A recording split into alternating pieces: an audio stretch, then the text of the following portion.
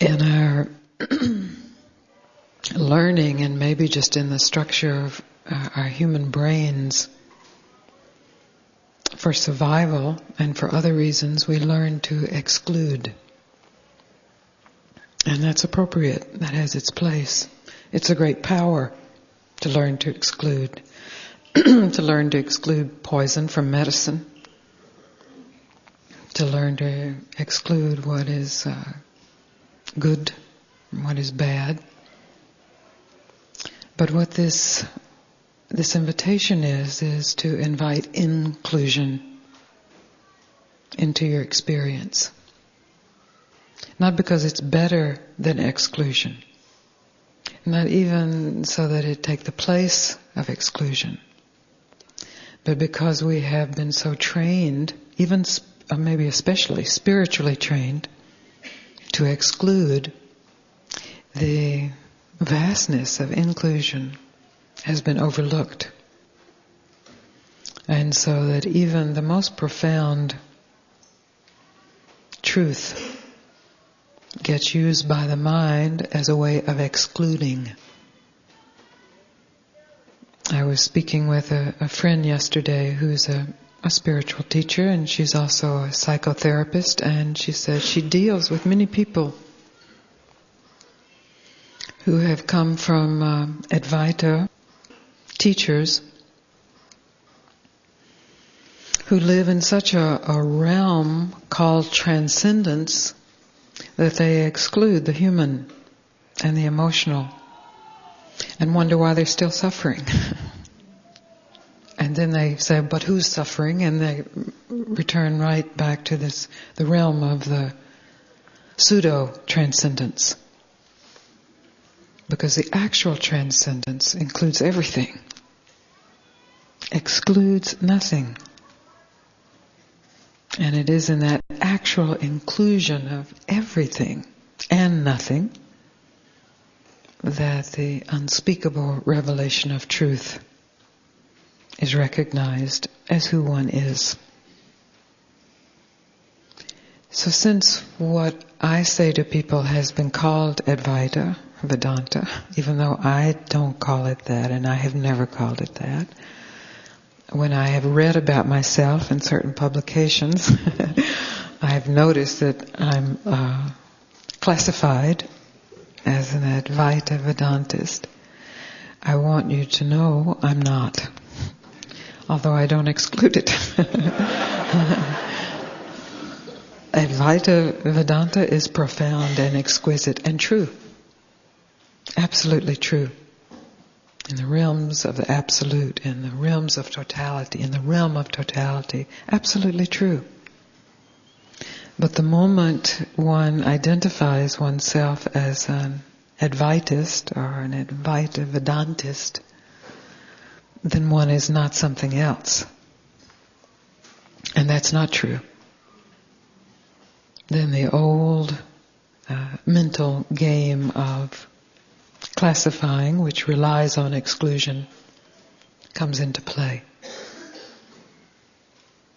And that, of course, gives rise to what we know of in all religions as fundamentalism. Whether it's the religion of the ego, or the religion of Christ, or the religion of Buddha, or the religion of Ramana, or the religion of Muhammad, doesn't matter. It's irrelevant. It becomes a fundamentalism which excludes everything but itself as itself is defined.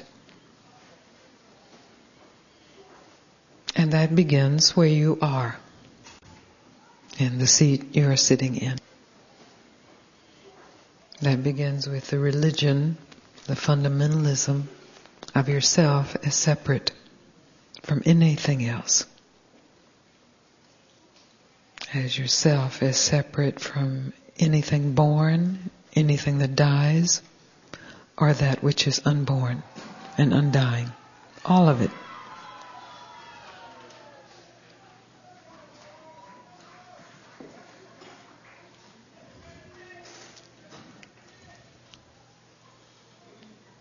So in our time together, the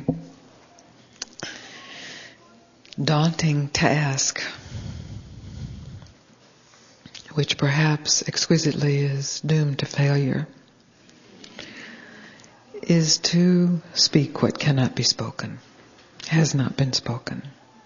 To speak in a language that by its nature is exclusive, what is absolutely and relatively inclusive.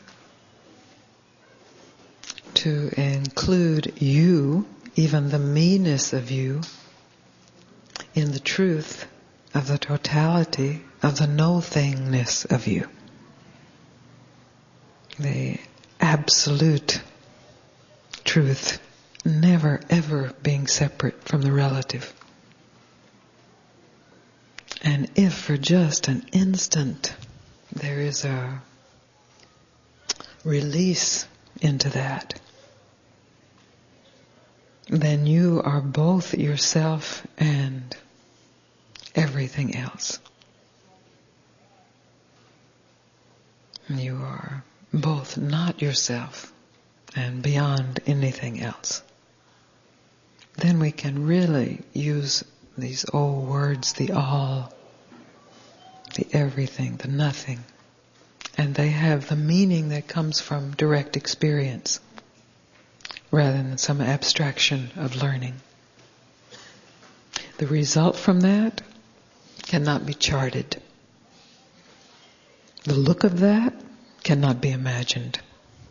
The feeling of that cannot be imagined, although it all is imagined, and it's imagined in the realm of exclusion.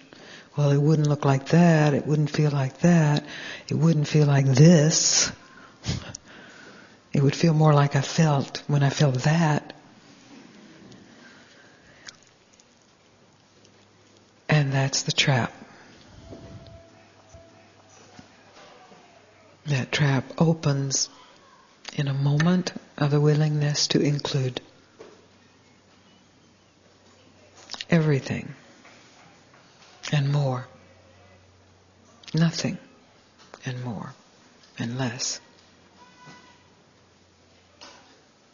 So in particular meetings, particular conversations arise and things are said that are particular to that meaning and yet can generate out into time so that they're relevant to someone listening to a tape or reading a book or an interview.